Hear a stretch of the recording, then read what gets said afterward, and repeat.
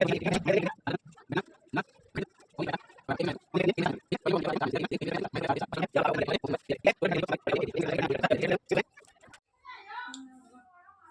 बच्चों आज हम सॉल्व करेंगे डीओई की तरफ से प्रोवाइड किए गए क्लास 10th के लिए सेशन 2023-24 के प्रैक्टिस पेपर को। ध्यान से देखना, वो भी हिंदी मीडियम में। इसमें टोटल सभी क्वेश्चन हिंदी में हैं, तो इंग्लिश मीडियम की वीडियो में अलग सेपरेट प्रोवाइड करूंगा।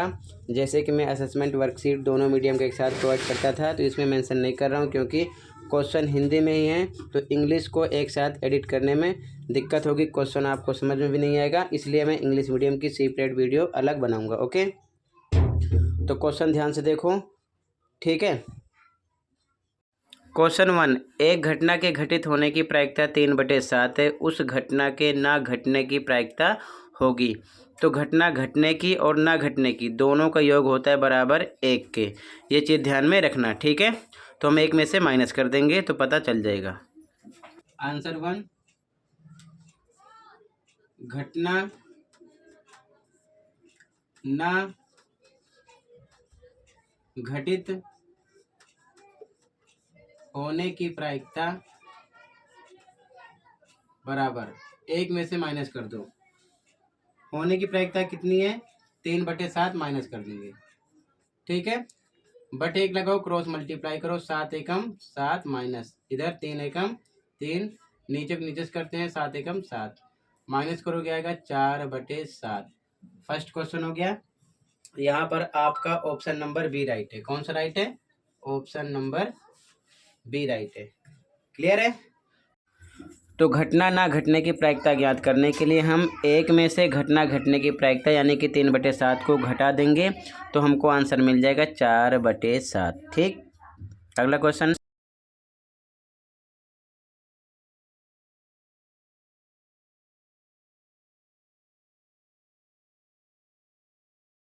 सेकंड क्वेश्चन है, m का वह मान जिसके लिए समीकरण निकाय 6x - 3y + 10 बराबर 0 है। 6x - 3y + 10 बराबर कितना है? 0 है।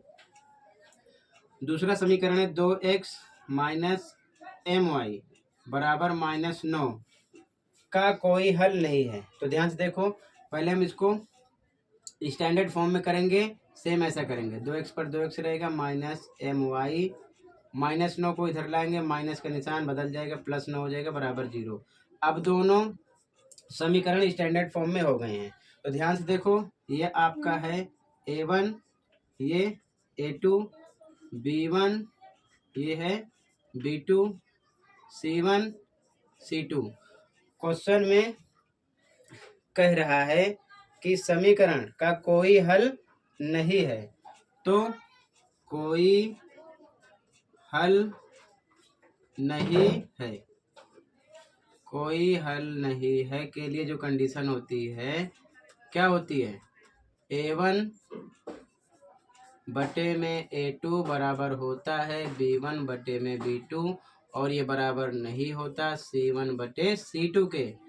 a1 6 है बटे में a2 आपका 2 है बराबर b1 -3 है, b2 -m है, और ये बराबर नहीं है c1/c2 के। इसको लिखो ना लिखो आपकी मर्जी है, लिखना है तो लिख सकते हो। c1 आपका है 10 और c2 आपका है 9।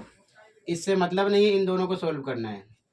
माइनस से माइनस कट हो गया, क्रॉस मल्टीप्लाई करोगे, m का 6 से होगा 6m हो जाएगा, इक्वल टू 3 का 2 से करो 6, तो m = 6/6 मतलब कि 1 मिलेगा, जो कि आपका बी ऑप्शन राइट है सेकंड क्वेश्चन में। थर्ड क्वेश्चन पे आ जाओ। क्वेश्चन नंबर 3 है, सह अभाज्य संख्याओं का महत्तम समापवर्तक सदा डैश होता है। महत्तम समापवर्तक का मतलब HCF। अगर लघुत्तम पूछता तो LCM ध्यान रखना।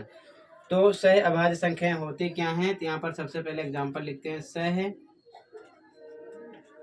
अभाज्य संख्याएं, एक एग्जांपल ले लो, मान लो 2 3, 2,3। तो 2 का एलसीएम निकालोगे तो इसके फैक्टर को आप लिख सकते हो 2 × 1, और 3 का निकालोगे तो लिख सकते हो 3 × 1। तो मतलब दोनों में एचसीएफ में कॉमन फैक्टर निकालते हैं। कॉमन कौन सा आपका? 1। तो आंसर आपका 1 हो जाएगा। हमेशा ये चीज़ ध्यान में रखना, HCF आपको मिलेगा। ठीक है, ये चीज़ ध्यान में रखना।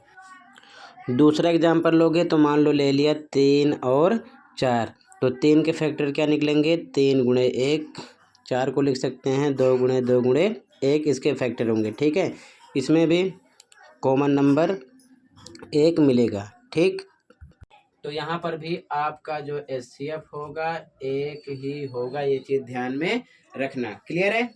अगला क्वेश्चन देखो, क्वेश्चन नंबर 4 है, यदि बहुपद पी एक्स बराबर x square minus A X minus B के शून्यक अल्फा और बीटा हैं, तो alpha square plus beta square का मान क्या होगा। ध्यान से देखो, यहाँ पर दिया है P X equal to X square minus A X minus B.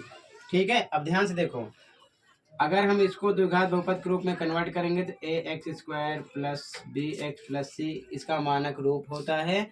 तो ए पर क्या मिला आपको 1, बी पर क्या मिलेगा माइनस ए, सी पर क्या मिलेगा माइनस बी, ये चीज़ ध्यान में रखना। तो सबसे पहले अगर हम योग निकालें, क्या निकालें, योग, योग का मतलब अल्फा प्लस बीटा।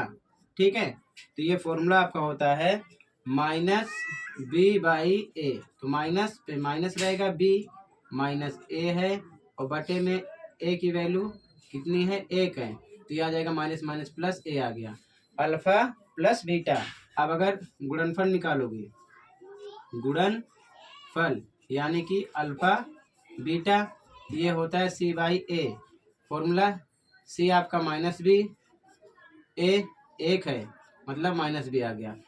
अब आगे यहाँ पर हम अल्फा प्लस बीटा का होल स्क्वायर फॉर्मूला यूज करेंगे, तो ये होता है alpha square plus beta square plus 2 alpha beta, ये चीज़ ध्यान में रखना। ऐसा हमने क्यों किया, क्योंकि क्वेश्चन में हमको निकालना है alpha square plus beta square, ये क्वेश्चन मार्क है, ये चीज़ ध्यान में रखना। ठीक है, तो ध्यान से देखो, अल्फा प्लस बीटा का मान ए है, यहाँ पर रख सकते हैं ए स्क्वायर पर स्क्वायर लगा दो बराबर alpha square plus beta square, same ऐसे रहने दो। ठीक है, प्लस 2 पे 2 इंटू अल्फा इंटू बीटा आपका निकला है माइनस बी, यहाँ पर हम इसकी वैल्यू रख सकते हैं। ये हो जाएगा ए स्क्वायर, इसको इधर भेजोगे तो माइनस 2 भी हो जाएगा, इधर आएगा तो प्लस 2 भी हो जाएगा। ठीक है, बराबर क्या बचा, केवल alpha square plus beta square, और क्वेश्चन में हमको यही निकालना था, ये आ गया ए स्क्वायर प्लस 2b, जो कि आपका ऑप्शन नंबर बी राइट है। ठीक है, क्वेश्चन नंबर 4 में अगला क्वेश्चन नंबर 5, हुए द्विघात बहुपद जिसके बहुपद के शून्यकों का योग -3 एवं गुणनफल -10 है होगा। आंसर 5, ध्यान से देखो, फॉर्मूला लगाओ, द्विघात बहुपद बराबर फॉर्मूला होता है एक्स स्क्वायर माइनस योग और ब्रैकेट में योग लिख के एक्स लिख दो प्लस गुणनफल, ये फॉर्मूला ध्यान में रखना।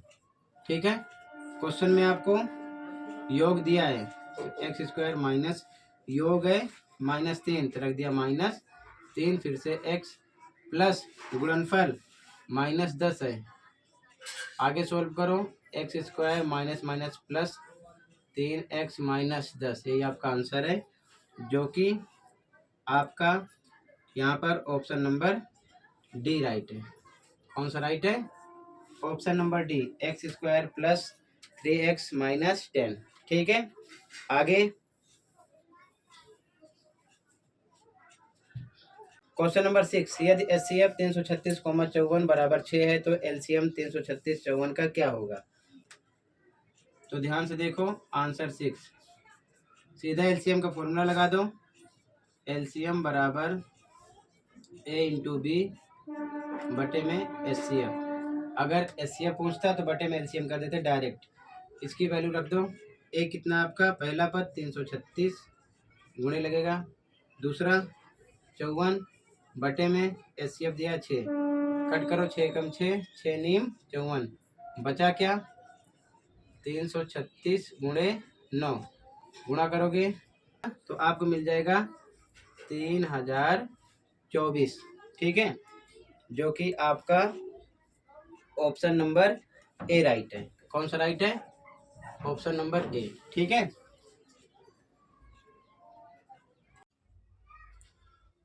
तो बच्चों इस वीडियो में मैंने केवल क्वेश्चन नंबर 1 to 6 डिस्कस किया है।